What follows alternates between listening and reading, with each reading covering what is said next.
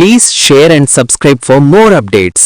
సంచార్ సాథీ అనే ప్రభుత్వ cyber security యాప్ను కొత్తగా వస్తున్న ప్రతి స్మార్ట్ ఫోన్లో డిఫాల్ట్గా ఇన్స్టాల్ చేయాలని డిపార్ట్మెంట్ ఆఫ్ టెలికమ్యూనికేషన్స్ ఆదేశించిందని తాజాగా ప్రకటించింది. కంపెనీలకు ఇచ్చిన గడువు 90 రోజులు. ఆ కాలంలో అన్ని కొత్త డివైస్లలో ఈ యాప్ ఉండాలి. ముందే మార్కెట్లో ఉన్న ఫోన్లకు సాఫ్ట్వేర్ అప్డేట్ ద్వారా ఈ యాప్ని పంపించాలని ఆదేశం వచ్చేసింది. ముఖ్యంగా యూజర్లు దీన్ని డిలీట్ చెయ్యలేరు. డిలీట్ లేదా డిజేబుల్ లేకుండా ఉండాలి అని స్పష్టంగా నిర్ణయించారు. ప్రభుత్వం ఎందుకు ఇలా?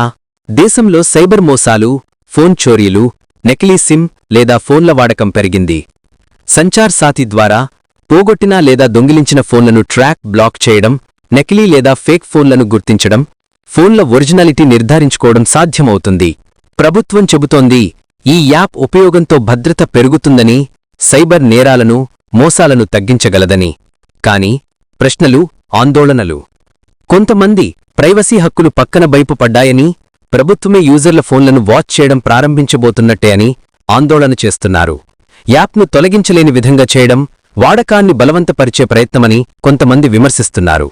ఈ నిర్ణయం వల్ల భద్రత పెరిగింది అనుకోవచ్చు, కానీ అదే సమయంలో యూజర్ ప్రైవసీ స్వేచ్ఛ అంశాలపై తీవ్రంగా మళ్లీ ఆలోచించాల్సి ఉంది.